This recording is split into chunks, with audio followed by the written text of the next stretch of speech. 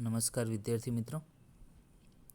तो आगे वाले वीडियो के अंदर हमने शुरू किया था साइंस के अंदर चैप्टर नंबर 1 और चैप्टर का नाम था हमारे आसपास के पदार्थ, जिसके अंदर हमने पदार्थ के बारे में बात किया था और लास्ट में देखा था कि पदार्थ की कितनी अवस्था है। तो मुख्य 3 अवस्था हैं, ठोस, द्रव और गैस। तो आज के वीडियो के अंदर हम देखेंगे कि ये अवस्थाओं के अंदर परिवर्तन किस प्रकार कर सकते हैं, यानी कि कोई भी पदार्थ है उनकी अवस्था के अंदर परिवर्तन कर सकते हैं। तो हाँ मित्रों, पदार्थ की अवस्था का परिवर्तन कर सकते हैं। तो किस प्रकार किया जाता है वो देखते हैं। तो पहले तापमान के अंदर बदलाव करके पदार्थ की अवस्था में परिवर्तन कर सकते हैं।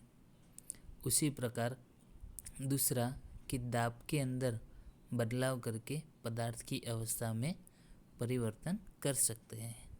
तो चलो मित्रों, पहले देखते हैं कि तापमान में बदलाव करके पदार्थ की अवस्था में परिवर्तन किस प्रकार किया जाता है। तो समझ लो कि हमारे पास कोई एक ठोस पदार्थ है। अब ये ठोस पदार्थ के अंदर हम तापमान क्या कर रहे हैं, बढ़ा रहे हैं। तो ठोस पदार्थ के अंदर तापमान को बढ़ाते हैं तो ठोस पदार्थ द्रव अवस्था में परिवर्तित होता है।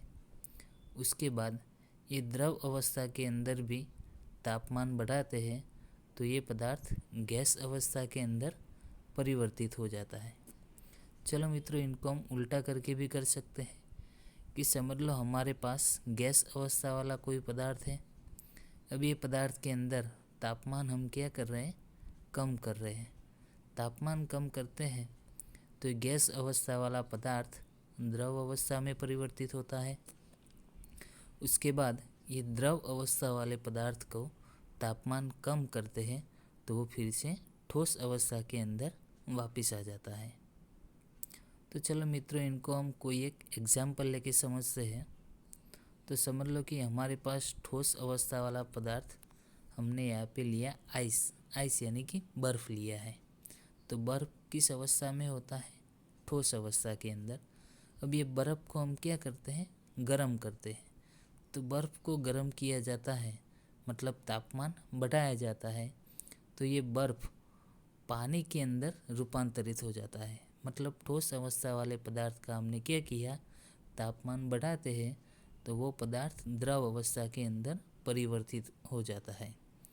मतलब आइस जो ठोस अवस्था में था, इनका तापमान बढ़ाया तो वो पानी के अंदर रूपांतरित हो जाता है। अब हम पानी को भी क्या करते हैं, गर्म करते हैं। मतलब पानी के अंदर भी तापमान को बढ़ाते हैं तो ये पानी भाप के अंदर परिवर्तित हो जाता है। मतलब पानी के अंदर तापमान को हम बढ़ाते हैं तो ये पानी भाप के अंदर यानी कि गैस अवस्था के अंदर परिवर्तित हो जाता है। चलो मित्रों, इनको उल्टा करके भी हम कर सकते हैं कि समझ लो हमारे पास ये भाप है तो भाप के अंदर हम तापमान क्या कर रहे हैं, कम कर रहे हैं। तो तापमान कम करते हैं तो ये भाप द्रव अवस्था के अंदर यानी कि पानी के अंदर परिवर्तित हो जाती है। उसके बाद ये पानी के अंदर भी हम तापमान कम करते हैं तो ये फिर से ठोस यानी कि बर्फ़ के अंदर परिवर्तित हो जाती है। चलो इनको हम सविस्तार बाद में पढ़ेंगे। अब देखते हैं हम दाब के अंदर बदलाव करके पदार्थ की अवस्था के अंदर परिवर्तन किस प्रकार कर सकते हैं। तो समझ लो कि मित्रों हमारे पास गैस अवस्था वाला कोई पदार्थ है। अब ये पदार्थ के अंदर हम दाब को क्या कर रहे हैं, बढ़ा रहे हैं। तो गैस अवस्था वाले पदार्थ के अंदर दाब को बढ़ाते हैं तो वो द्रव अवस्था के अंदर परिवर्तित होता है। उसी प्रकार ये द्रव अवस्था वाले पदार्थ के अंदर दाब को बढ़ाते हैं तो वो ठोस अवस्था के अंदर परिवर्तित हो जाता है। अब इनको उल्टा करके भी कर सकते हैं कि ठोस अवस्था वाले पदार्थ के अंदर दाब हम कम करते हैं तो द्रव अवस्था में परिवर्तित होगा। उसी प्रकार ये द्रव को और दाब हम कम करते हैं तो वो गैस के अंदर परिवर्तित हो जाता है। तो चलो मित्रों, इनका भी कोई एक एग्जाम्पल लेके समझते हैं। तो मित्रों यहाँ पे चित्र में बताया उसी प्रकार का लाइटर आपने देखा होगा, जिसके अंदर ये जो द्रव जैसा दिखाई देता है वो गैस अवस्था वाले पदार्थ है। इनके ऊपर क्या किया है, दाब को बढ़ाया गया है। तो दाब को बढ़ा के इनको द्रव अवस्था के अंदर परिवर्तित किया है। चलो मित्रों, अब ये दोनों क्रियाएं हमने देखी, इनको सविस्तार हम बाद में देखते हैं। तो पहले मित्रों हम देखते हैं तापमान परिवर्तन के प्रभाव। तो तापमान परिवर्तन के प्रभाव के अंदर मुख्य हमें 3 पॉइंट देखना है, जिसके अंदर पहला पॉइंट है गलनांक बिंदु, दूसरा है क्वथनांक बिंदु, तीसरा है ऊर्ध्वपातन और निक्षेपण। तो चलो मित्रों शुरुआत करते हैं गलनांक बिंदु। गलनांक बिंदु किसे कहा जाता है? तो इनकी परिभाषा हम लेते हैं कि समझ लो कि किसी ठोस या वह तापमान जिस पर वह अपनी ठोस अवस्था से पिघलकर द्रव अवस्था में परिवर्तित होता है, तो इनको बोलते हैं हम गलनांक बिंदु। तो ये समझने के लिए हम एक क्रियाकलाप करते हैं। तो इससे पहले समझ लो कि पानी जो है इनका गलनांक बिंदु यानी कि बर्फ़ जो है, बर्फ़ का गलनांक बिंदु कितना है? तो 0°C बराबर है। तो इनको समझने के लिए हम एक क्रियाकलाप करते हैं। चलो तो मित्रों, इसके अंदर यहाँ पे चित्र में हम देख सकते हैं कि एक स्टैंड लिया है और स्टैंड के ऊपर हमने बर्नर को रखा है और बर्नर के ऊपर त्रिपुई रखा है। उसके बाद ये त्रिपुई के ऊपर जाली रखते हैं और जाली के ऊपर एक कॉनिकल का फ्लास्क रखा है। उसके बाद ये फ्लास्क के अंदर हमने कुछ बर्फ़ के टुकड़े रखे हैं और ये कॉनिकल फ्लास्क जो है इसके अंदर हमने एक कांच का छड़ रखा है। इनके अलावा एक थर्मोमीटर रखा है और थर्मोमीटर क्या कार्य करता है? तो वो तापमान का मापन करता है। चलो, ये थर्मोमीटर को हमने स्टैंड के द्वारा बांध के हुए रखा है।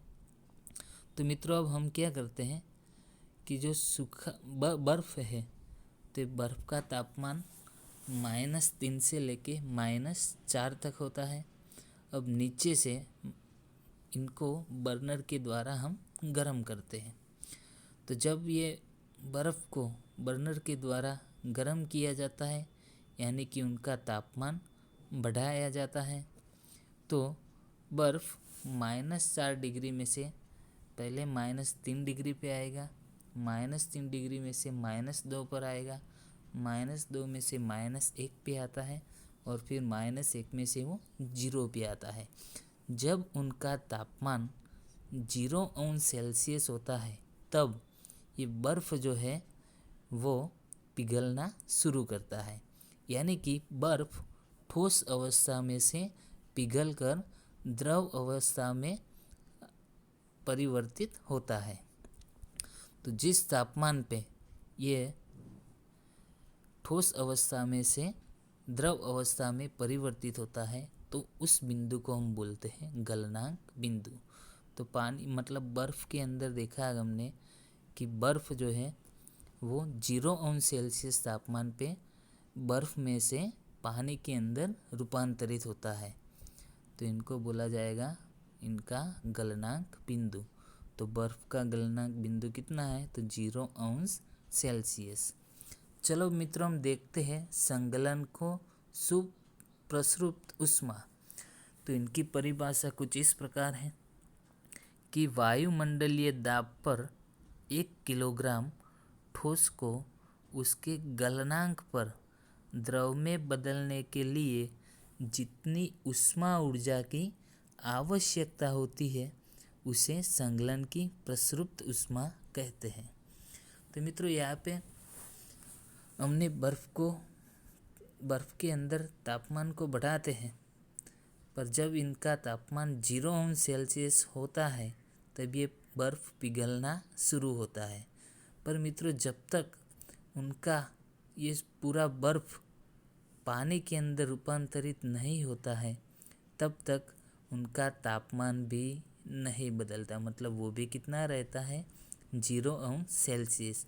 पर मित्रों, हमने नीचे से उष्मा यानी कि तापमान बढ़ाने का कार्य तो हम कर ही रहे थे, तो ये का उष्मा जो है उनका क्या होता है, शोषण होता है। तो ये उष्मा को हम बोलते हैं गुप्त उष्मा या प्रसुप्त उष्मा। चलो मित्रों, उसके बाद हम देखते हैं क्वथनांक बिंदु।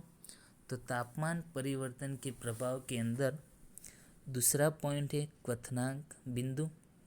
तो क्वथनांक बिंदु की परिभाषा कुछ इस प्रकार है कि किसी द्रव का वह तापमान जिस पर वह अपनी द्रव अवस्था को छोड़कर गैसीय अवस्था में परिवर्तित होता है, तो इनको बोलेंगे हम क्वथनांक बिंदु।